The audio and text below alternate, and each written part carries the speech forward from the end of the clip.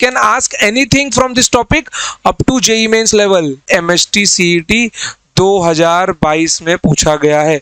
अब एक बात बताओ, जब 2019 के बाद से अब तक जितने भी जेईई मेंस के पीवाईक्यू है शिफ्ट वाइज सब नहीं करने, जितने 90% पोर्शन है, क्योंकि सारा का सारा है भी नहीं अपने को, ओके। बट अगर हम लोग ने पूरा कर लिया ना मेरे प्यारे बच्चों, मैं सच बोलता हूँ कि एक क्वेश्चन आपको बाहर नहीं मिलेगा। आप लोग बोल के जाओगे कि सर सारे क्वेश्चंस पूरे अटेम्प्ट और सबके सब सही है, क्योंकि मैं एग्जाम प्रेप के इस यूट्यूब चैनल पे एमएसटी सीईटी फिजिक्स का पूरा कोर्स लेके आ रहा हूँ, okay. Hello everyone, welcome to exam prep. मैं एग्जाम प्रेप के इस ऑनलाइन प्लेटफॉर्म पे आप सबका बहुत बहुत वेलकम करता हूं। तो बच्चों, आज हम लोग डिस्कस करने वाले हैं कि अपने एमएसटी सीईटी में के एग्ज़ाम में अपना प्रिपरेशन का रूट मैप कैसा रखें कि हमको 170 प्लस स्कोर करना ही है, ठीक है। तो आज हम लोग पूरा वही डिस्कस करने वाले हैं। तो आइए उसको हम लोग स्टार्ट करते हैं। वेट जरा, ये इमेज यहाँ से बंद हो, ओके। आइए, तो देखिए यहाँ पर अगर हमको 170 प्लस स्कोर करना ना बच्चा, तो कम से कम आपको 4 चीज़ों को ध्यान में रखना चाहिए। सबसे पहले आपको अपना सिलेबस पूरा पता हो, क्योंकि एमएसटी सीईटी ने टॉपिक वाइज सिलेबस अपना कहीं भी डिस्क्लोज नहीं किया है, समझ गए। उसने टॉपिक वाइज सिलेबस अपना कहीं भी डिस्क्लोज नहीं किया है। और इसका नुकसान क्या होगा अगर आपने अच्छे से अपने सिलेबस को ओपन करके नहीं देखा कि मेरे सिलेबस में क्या क्या टॉपिक है। तो अगर आपका सपना वीजेटीआई या फिर सीओईपी जैसे प्रीवियस मीन्स प्रीशियस कॉलेज में पहुंचने की आप लोग यहाँ पे पहुंच के एक अच्छा पैकेज लेके वहां से निकले, तो मे भी शायद वो सपना आपका पूरा ना हो, ठीक है। तो आज हम लोग एक तो इसके सिलेबस को अच्छे से समझेंगे, डीप में जाके समझेंगे कि सीटी में टॉपिक वाइज सिलेबस ना होने की वजह से नुकसान कहाँ होता है, ठीक है। फिर उसके बाद में आपको पढ़ना कहाँ से है, ये भी मोस्ट इंपॉर्टेंट बात है। फिर उसके बाद में सिलेबस आपने कंप्लीट कर लिया, जितने आपके मटेरियल थे आपने उनको कंप्लीट कर लिया। फिर आपको देने हैं टेस्ट, और अपने टेस्ट को करना है एनालाइज, क्योंकि 90% बच्चे जो सीईटी में नहीं देते वो होता है टेस्ट। वो सीईटी में नहीं टेस्ट देते ही नहीं है, वो बच्चा सीधा जाके एग्जाम हॉल में ही बैठता है और बोलता है अब यहाँ पे जो होगा देखा जाएगा, ठीक है। मीन्स आप लोग ऐसा मान सकते हैं कि यहाँ पे कंपटीशन टफ नहीं होता, बट अगर प्रिपरेशन एकदम अच्छे से की जाए तो कंपटीशन निकलना ईजी हो जाता है। उसके बाद में लास्ट स्टेप आता है आपका रिवीजन। सिलेबस पूरा करो, जो मटेरियल है उसको पूरा सॉल्व करो, टेस्ट दो और उसका एनालिसिस करो, और उसके बाद में रिवीजन करो। रिवीजन करने का एक बेस्ट ट्रिक मैं आपको बताऊंगा आज। अगर आपने ज़्यादा नहीं, सिर्फ 4 मंथ अगर आपने वो फॉलो कर लिया ना मेरे प्यारे बच्चों, तो ये मेरी गारंटी है, ठीक है। 4 मंथ शिद्दत से दिन में 2 से 3 घंटा उसको प्रैक्टिस करना ही करना, तो आप लोग देखना कि आप लोगों का जो कॉन्फिडेंस लेवल है, क्योंकि आप लोग कोई भी टॉपिक नहीं भूल रहे हो, वो बूस्टअप हो जाएगा, ठीक है। आ जाओ, अब देखो यहाँ पर सबसे पहले जो मोस्ट इंपॉर्टेंट बात है कि आप लोग सीटी की तैयारी कर कहाँ से रहे हो। First verify then trust. अब मेरा ऐसा बोलने का औचित्य क्या है यहाँ पर, ठीक है। आप लोग जहाँ कहीं से भी सीटी की प्रिपरेशन कर रहे हो, ठीक है, तो डेफिनेटली अगर उस इंस्टीट्यूट ने सीटी के रिजल्ट जनरेट किए हुए हैं, ठीक है, तो वहाँ से प्रिपरेशन करना बनता है, और वो रिजल्ट उनके सीटी के बैच के होने चाहिए, ठीक है। फिर उसके बाद में आप लोग जब सीटी की प्रिपरेशन कर रहे हो, तो आप लोगों को यहाँ पे क्या ध्यान में रखना है कि एमएसटी सीईटी के सारे के सारे पीवाईक्यूज आपसे लग रहे हैं कि नहीं लग रहे हैं। मेन बात तो ये है कि पीवाईक्यूज सारे के सारे सॉल्व होने ही चाहिए। अगर पीवाईक्यू आपसे सॉल्व नहीं हो रहे हैं, सिर्फ वहाँ पे सिखाए गए क्वेश्चन सॉल्व आप लोग बार बार कर रहे हो, तो एग्जाम में आपका जो परफॉर्मेंस है वो इतना अच्छा देखने को मिलेगा ही नहीं, ठीक है। ऐसा मैं क्यों बोल रहा हूँ मैं आपको थोड़ी देर बाद आपको बताऊंगा, ठीक है।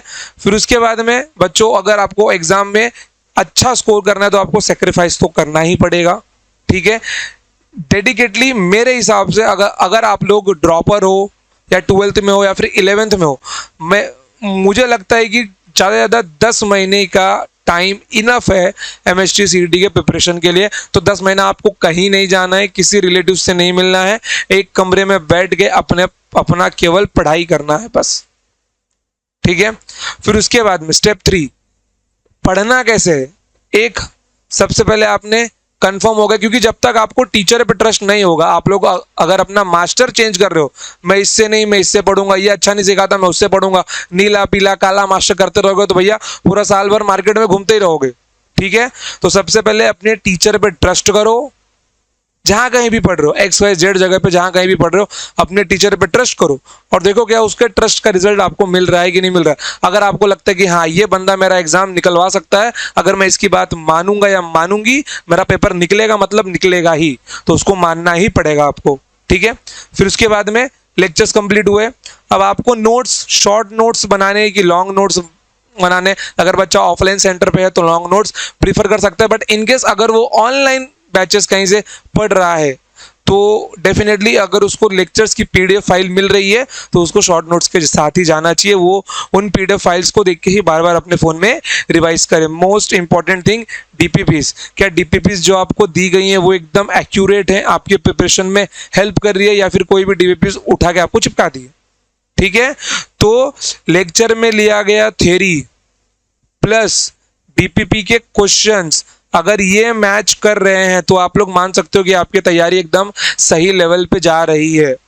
आपने जिस दिन जो टॉपिक पढ़ा उसके ऊपर 10 से 15 क्वेश्चंस आपने लगा लिए, कुछ पीवाईक्यूज के लगा लिए, कुछ अच्छे खासे जेई मेंस और नीट के लगा लिए, तो आप लोग मान सकते हो कि आपके प्रिपरेशन अच्छे लेवल पे ट्रैक पे चल रही है। ठीक है, फिर उसके बाद में रिवीजन, रफली रिवीजन, मैं रिवीजन का एक मेथड आपको लास्ट में बताऊंगा, बिना देखे लिख के रिवीजन कैसे करना है 4 महीने तक का।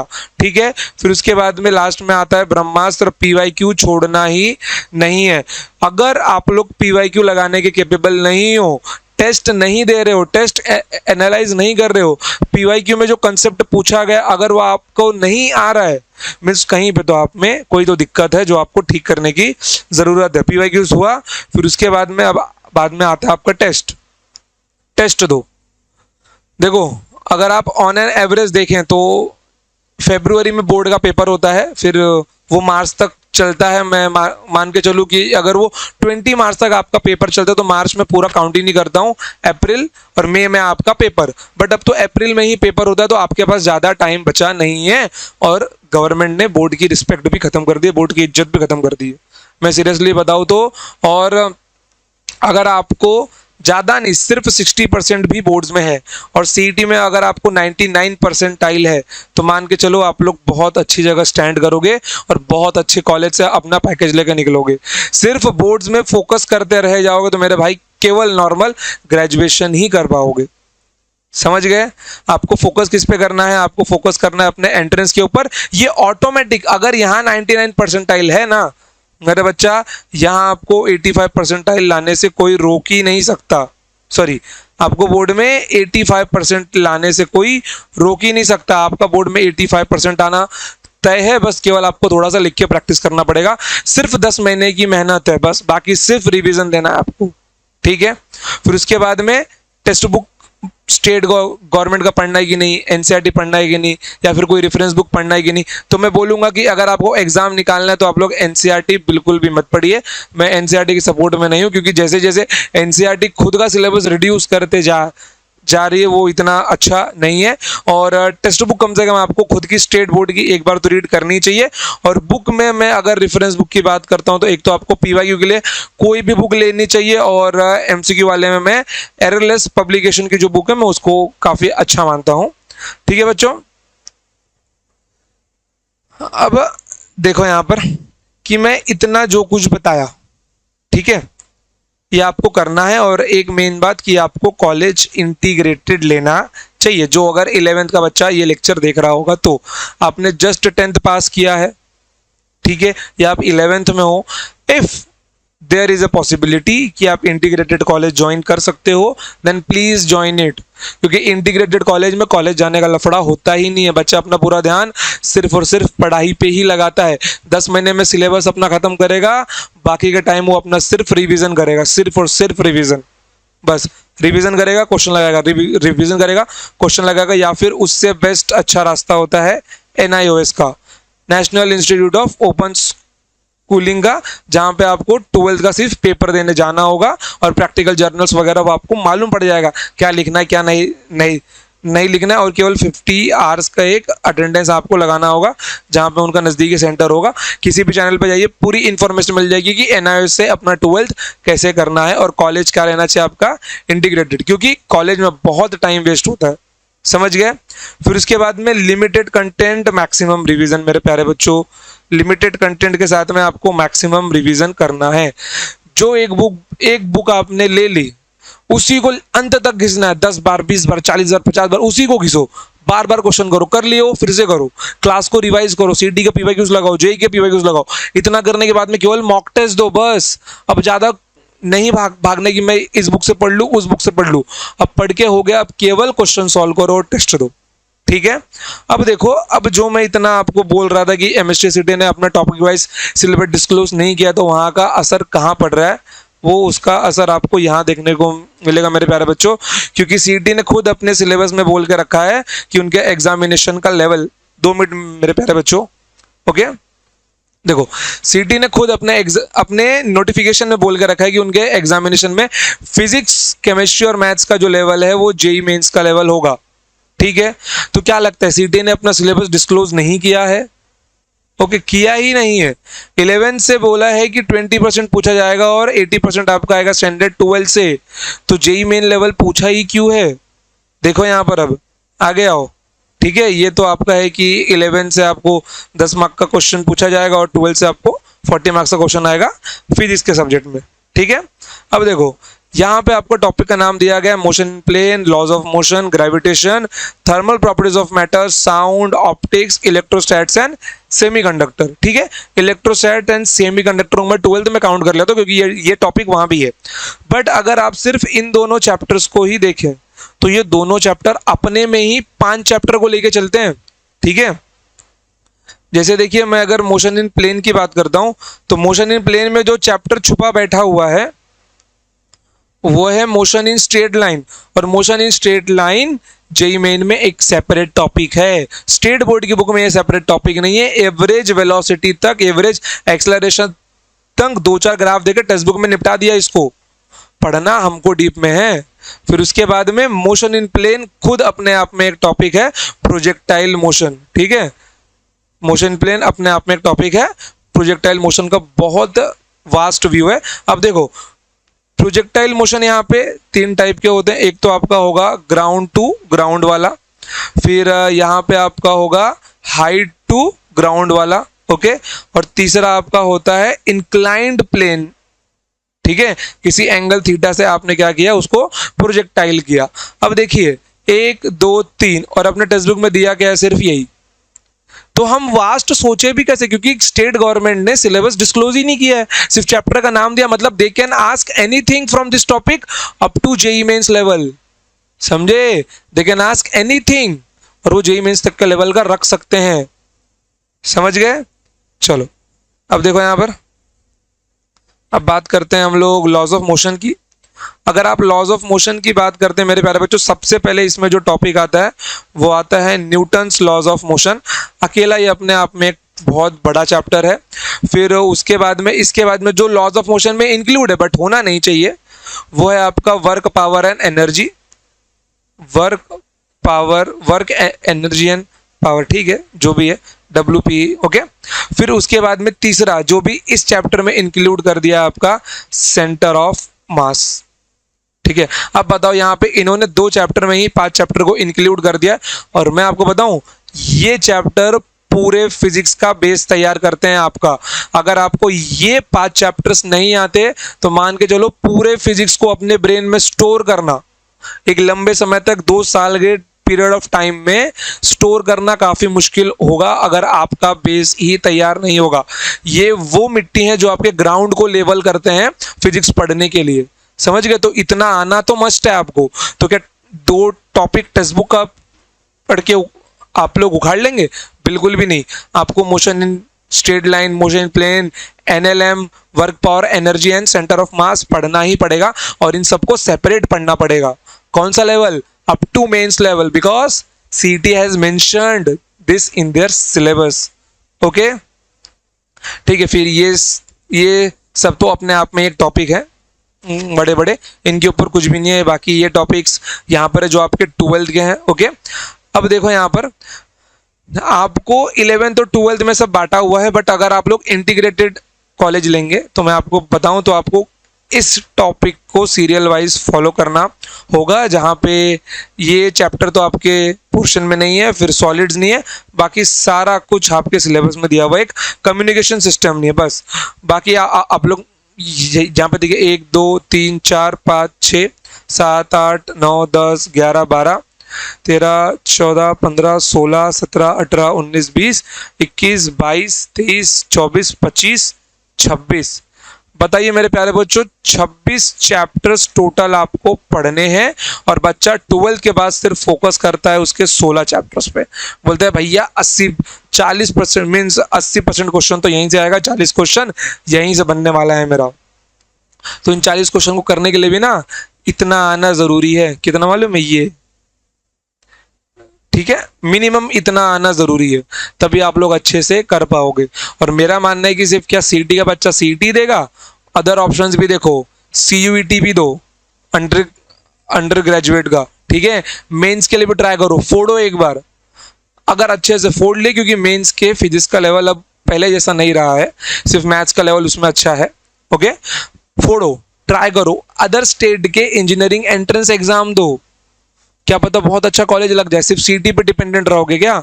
सब्जेक्ट को ऐसा तैयार करो कि कम से कम 3-4 स्टेट के हम लोग इंजीनियरिंग एंट्रेंस एग्जाम दे सके और निकाल सके। ओके, फिर उसके बाद में अगर आपको आईआईटी से बीएससी प्लस बीएड करना है तो उसके लिए भी एक एग्जाम होता है, उसके लिए भी ट्राई करो। लेकिन कब ट्राई करोगे? जब सिलेबस अच्छे से पढ़ोगे तब ना। उसके बाद में अगला, अब ये देखो, यहां से हम सीटी का असलियत देखना स्टार्ट करेंगे। ये देखो, जैसे कि ये नीट का सवाल है। ओके, ये नीट 2011 में सवाल पूछा गया है। टॉपिक है मेरे प्यारा बच्चों ये मोशन इन स्ट्रेट लाइन का, ठीक है। ये मोशन इन स्ट्रेट लाइन का सवाल है, बट ये मोशन इन स्ट्रेट लाइन का सवाल ये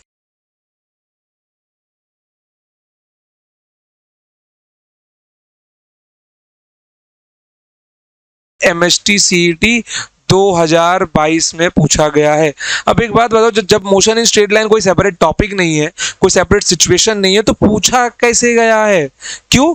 उन्होंने बोला है भैया हम पूछ सकते क्योंकि हमने सिलेबस में मेंशन किया है difficulty level as per the JEE Mains. हम पूछेंगे, तुमको पढ़ के आना है, तुम्हारी जिम्मेदारी है, तो तुमको अपने पढ़ने का तरीका चेंज करना है। फिर उसके बाद में यही सेम क्वेश्चन देखो जेईई मेंस 2023 में पूछा गया है, यही सेम क्वेश्चन बस लैंग्वेज चेंज करके यू को वी को V1 फिर V2 करके जेईई मेंस 2023 में 2 शिफ्ट में पूछा गया।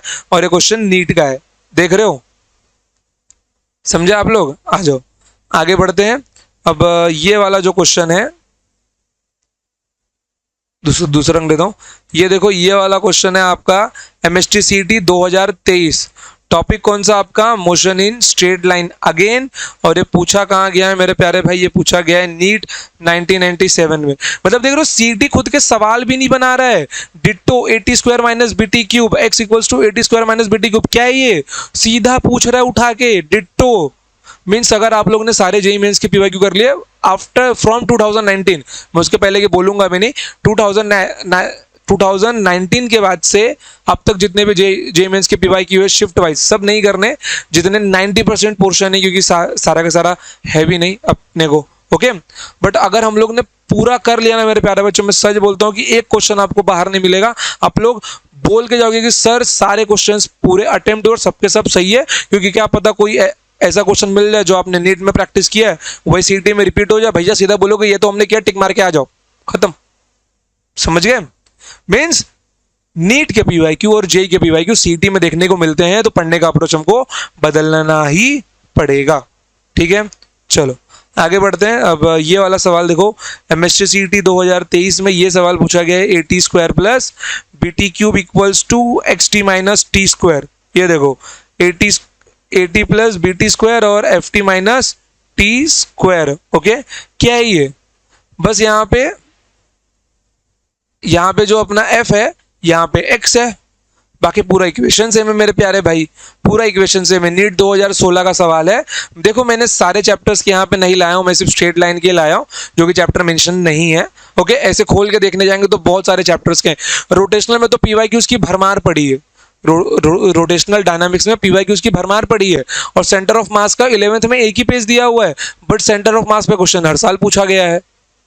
ठीक है, फिर उसके बाद में ये देखो जेईई मेंस 2022 सेम क्वेश्चन है। जेईई मेंस 2022 का नीट 2016 का क्वेश्चन जेईई मेंस 2022 में आया है और सीटी 2023 में आया है। क्या करोगे, अप्रोच तो बदलनी ही पड़ेगी। आगे आते हैं, ये देखो AI ट्रिपल 2004 मीन्स जेई का पहले नाम ये हुआ करता था। क्वेश्चन में पढ़ रहा हूँ, क्वेश्चन देखो, वैसे तो क्वेश्चन जो फर्स्ट टाइम देख रहा है उसको नहीं समझेगा, केवल लैंग्वेज को देखना। A ball is release from the top of a tower height h, it takes t seconds to reach the ground, what is the position of ball in t/3 seconds? उस बॉल की position t/3 seconds पे क्या होगी। देखो, अ body is released, वहां पे ball था यहाँ पे बॉडी है।